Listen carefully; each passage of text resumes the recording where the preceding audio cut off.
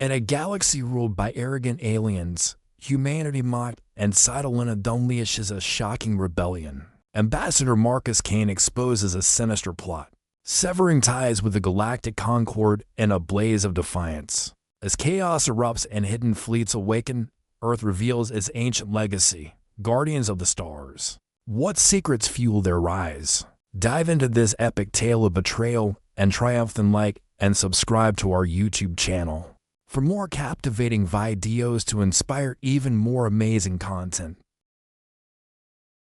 The Orion Verge Assembly Hall was a marvel of galactic engineering, 2.3 kilometers wide, suspended in zero gravity over a white dwarf star. Its psionic crystal walls shimmered faintly, pulsing in rhythm with the ambient tension.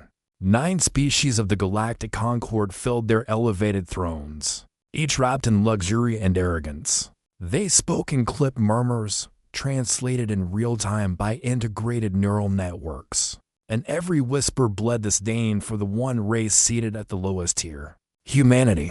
Ambassador Marcus Kane stood slowly. At 62, his 6-foot frame was lean, unbent by time. His silver-streaked hair was slicked back, his military-grade exosuit beneath his diplomatic robe gleaming with nano-polished carbon fiber.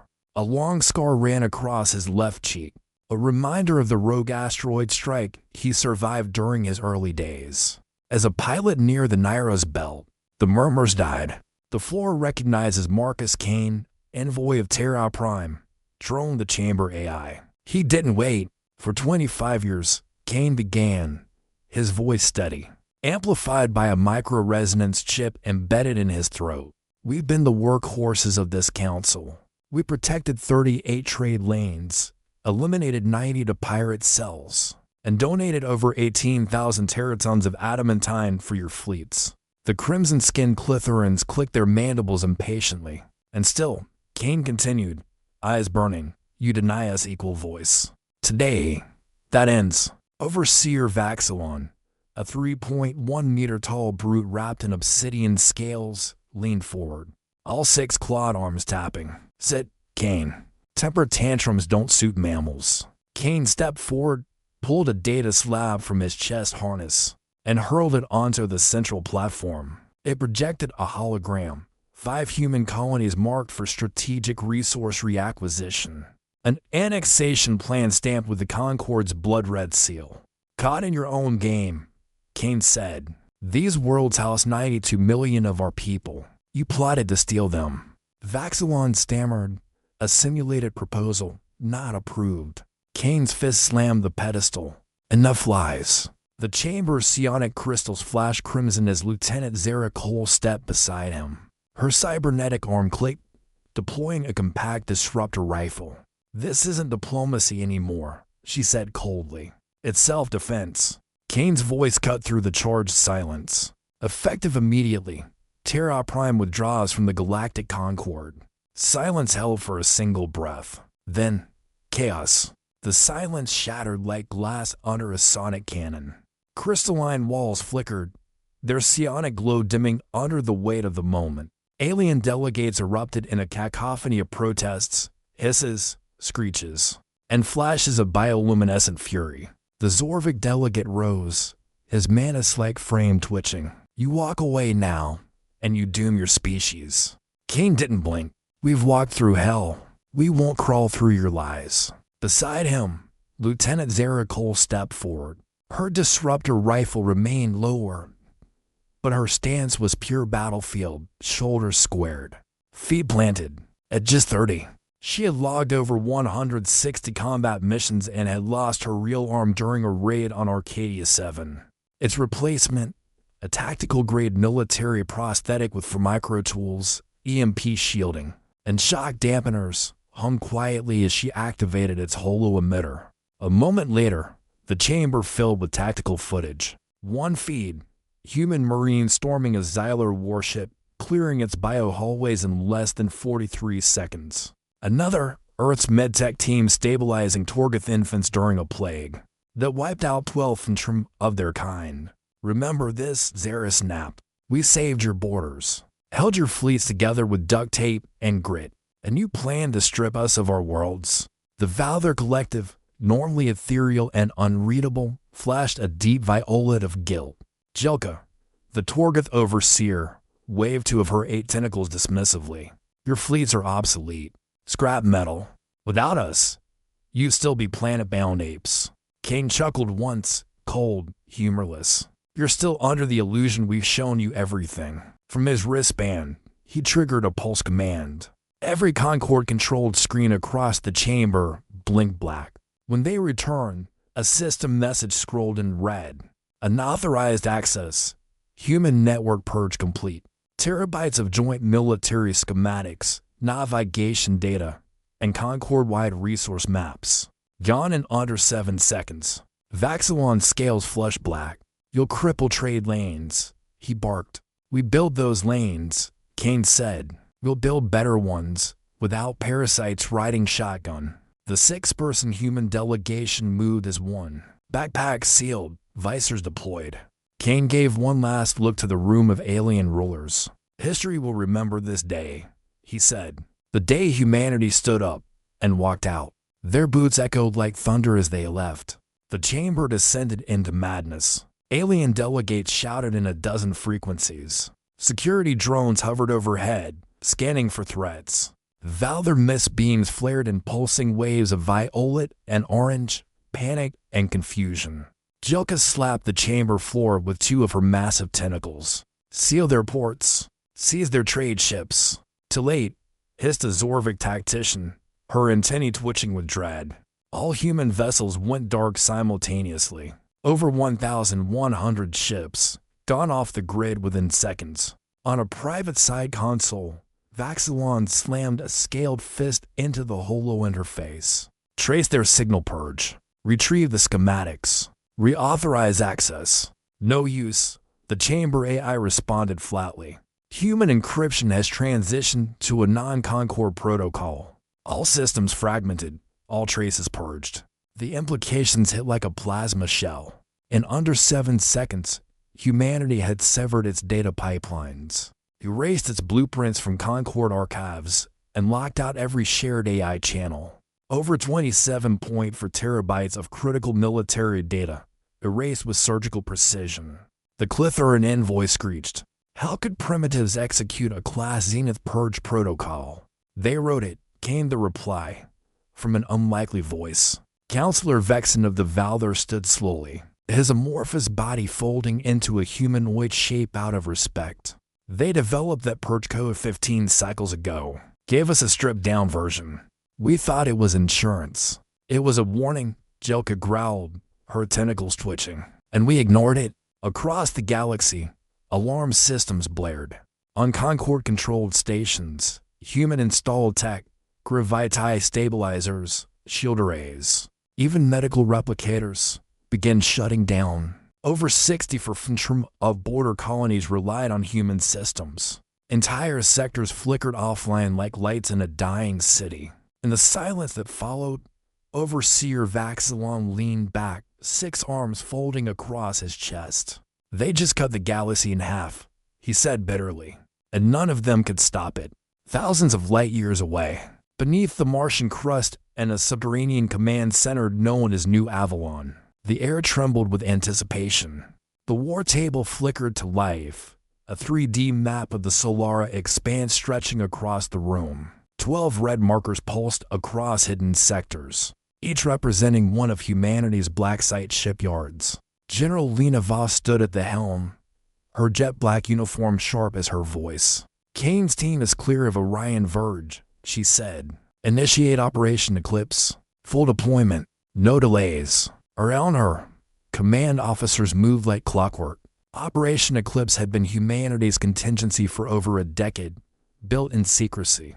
Funded off the books by over 123 Earth-aligned corporate alliances, and executed by some of the most brilliant engineers ever born. On the main screen, Calypso Prime shipyard stirred. Hidden within a dead gas giant's rings, they came alive. Massive scaffolds peeling back as dreadnoughts emerged from magnetic cradles. The Hellfire-class battleships, each 980 meters long, were equipped with 6 railgun batteries, 3 Nova torpedo bays, and plasma-threaded armor plating capable of withstanding a direct solar flare. On Titanus, orbital platforms pivoted, revealing automated defense arrays. Guided artillery stations with sublight tracking, able to lock onto enemy craft before visceral contact. Energy cores spun up, glowing blue as reactors reached battle-ready thresholds. In the desert labs of Iridia, a test cruiser engaged its prototype drive. In 0.4 seconds, it accelerated past FTL limits, vanishing from all sensor arrays. Phase bend confirmed, a technician whispered. She's faster than light and invincible. Doctor, Elias Thorne burst into the command room, goggles around his neck and fusion burns visible on his sleeves. Grav shields holding at 120 infantry output. That's 4.6 times stronger than anything the Concord ever fielded. General Voss allowed a rare smile. Perfect. They wanted to measure our worth in silence. Let's answer in thunder. As the countdown reached 0, Earth's blacked-out fleet stirred. Over 300 stealth warships, dormant for years, powered online simultaneously across hidden bunkers, asteroid fields, and deep-sea vaults. No announcements, no ultimatums, just one unified message, transmitted in silence, across encrypted channels. Humanity is no longer waiting. We're moving. And across the void, stars bore witness as Earth prepared to rise. Across the solar expanse, humanity's silence gave way to motion, precise, relentless, and terrifying. On Calypso Prime, deep within the ringed shadows of a dead gas giant, orbital shipyards roared to life. Foundry towers belched blue flame as fabrication arms welded the final plates. On a fleet of 40 Hellfire-class warships, each armed with triple-linked railgun turrets and Nova Core reactors that could punch a hole through a moon. Automated loaders worked in rhythm, guided by an AI matrix dubbed Thorns, short for tactical heuristic optimization and rapid naval synthesis. Unit 17 online, a technician confirmed. Full readiness in 18 hours. Weapons array green. Above Titanus, hidden behind an artificial asteroid field, Earth's long-lost orbital rings. Once dismissed as Chivalion relics, now rotated with silent menace. Tower-mounted mass driver cannons, disguised as mining equipment, locked into place. Each could launch 300-ton payloads at 0.03 C, tearing through conventional shields like paper. Within minutes, Titanus launched 19 automated cruisers, each managed by a next-gen subsentient AI core. No crew required, no delay in reaction. They didn't need commands. They anticipated threats. Meanwhile, in the brutal heat of Iridia, Dr. Miravos, Lena's younger sister, stood atop a scorched ridge with her prototype engine crew. Fire up Spectre Drive Alpha, she ordered. The test ship, Vanguard Phantom, flared to life. Within a blink, it vanished. No sensor echo, no energy trail. It reappeared to 0.1 light minutes away in 0.6 seconds. Her team erupted in cheers. Mira just whispered, "Let them try to chase us now." On board the Vanguard, Captain Jace Ryder adjusted course. His interceptor's hull shimmered with adaptive commo, reflecting the stars perfectly. He tapped into encrypted Solcom, diverting the Delta Forge colony. Priority: extraction of key assets. Time to bring our people home. Across Earth's outer systems, mining ships disengaged from Concord-run stations, taking with them 100 infantry of known element 777 reserves, the hyperfuel the galaxy depended on. Extraction teams disabled systems on their way out. Within hours, two major Concord sectors blinked offline. No threats, no demands, just surgical withdrawal. In orbit around Neptune, cloaked satellites lit up.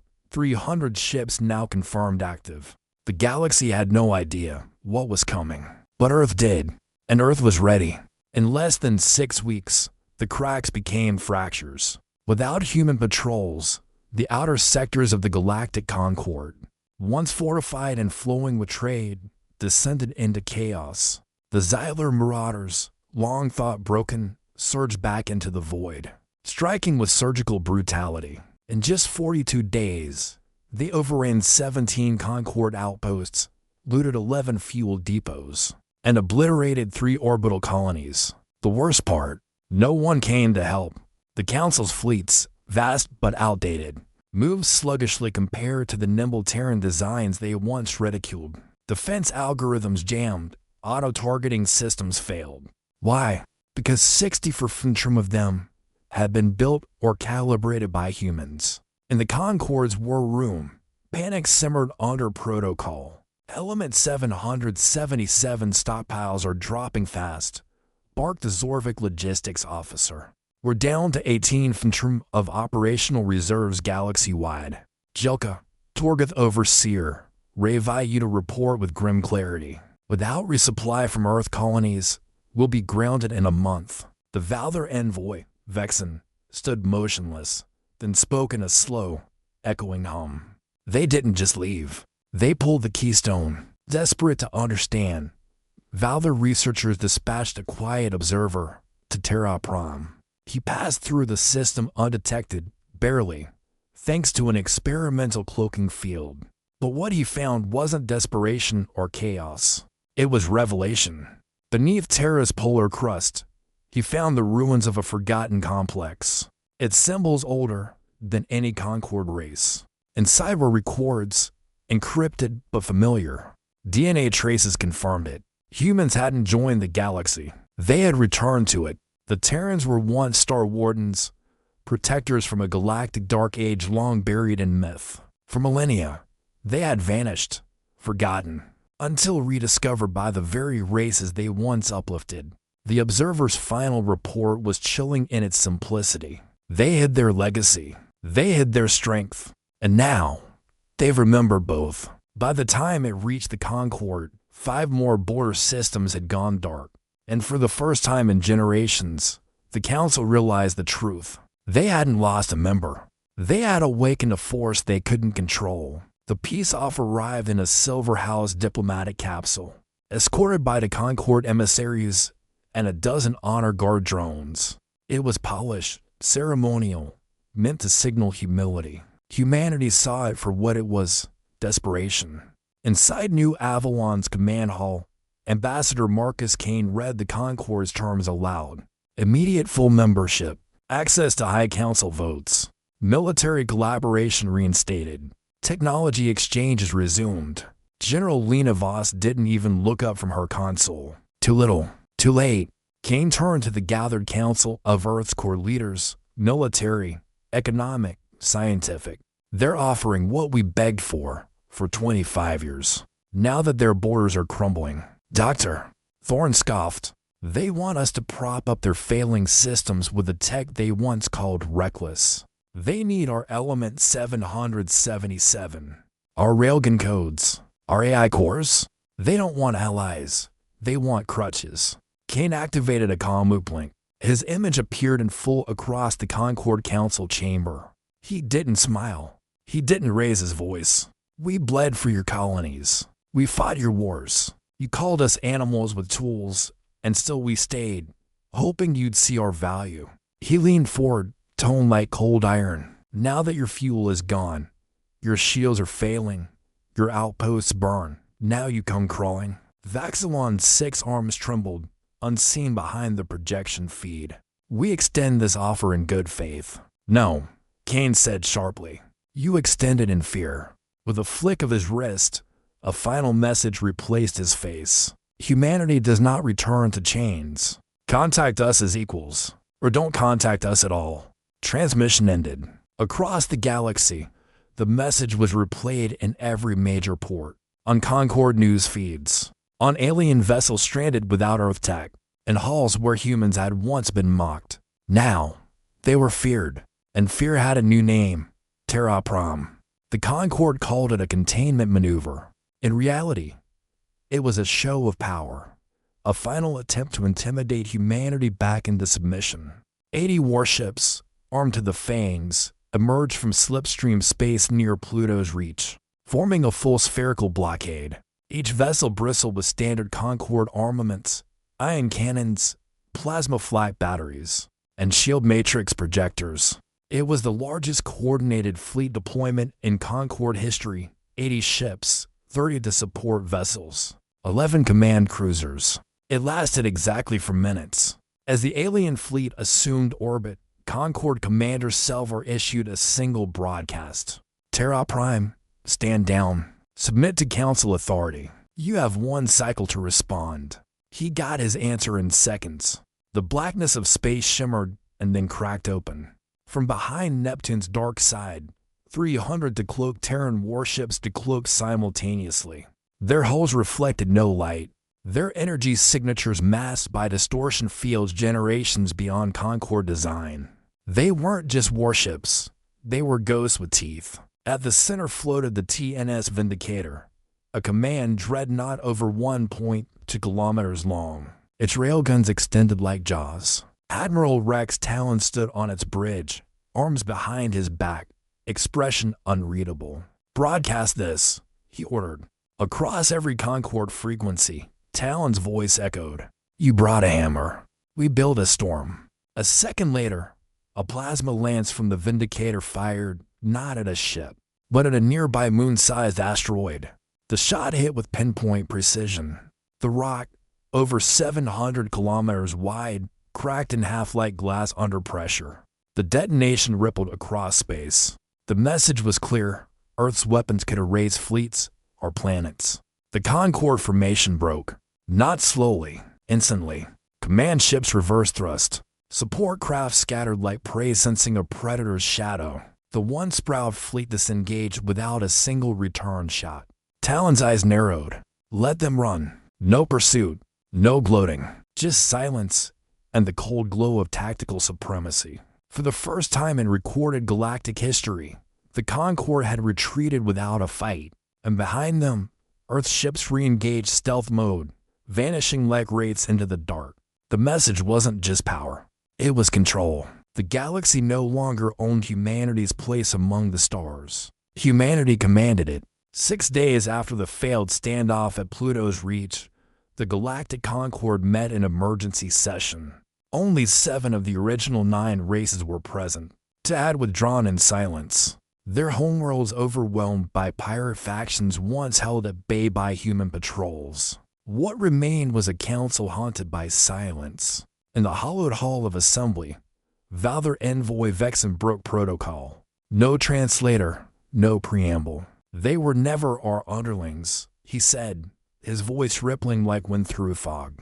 They were watchers. Star-Wardens, ancient guardians who stood against extinction-level threats before we even learned to crawl. He projected a recovered Terra Prime archive, glyphs older than any Concord language, aligned with the core myths of 5 separate species, including the Clitheran and Zorvik. Genetic data embedded in the ruins confirmed the impossible. Humanity predated the Concord by at least 40,000 years, and they had chosen to forget, to step back, to wait.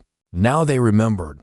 Back on Earth, New Avalon's Grand Hall stood filled, not with warlords or conquerors, but engineers, diplomats, historians, and veterans. President Kara Holt stood beneath the Terra Alliance crest, 12 stars surrounding Earth's silhouette, a design projected onto every major comm relay in the quadrant.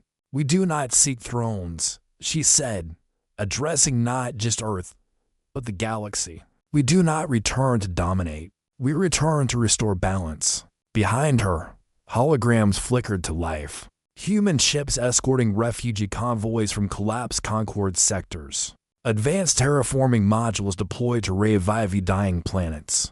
New trade corridors mapped and secured under the Terra Accord, a compact based on shared tech, open resource flow, and absolute sovereignty. Even the Torgoth, once scoffing, now sought alliance. High above Mars, the TNS Odyssey, a flagship of the new fleet, ignited her Spectre drives. Sleek, silent, and cloaked in reflective alloys, she vanished in 0.3 seconds, leaping across a 4.1 light-year gap in one burn. On her hull, a single phrase glowed in starlight-forged gold. AD astronaut as conquerors, but as custodians. Humanity hadn't just risen. They had returned to their post, guardians of the stars. And this time, They weren't asking for permission.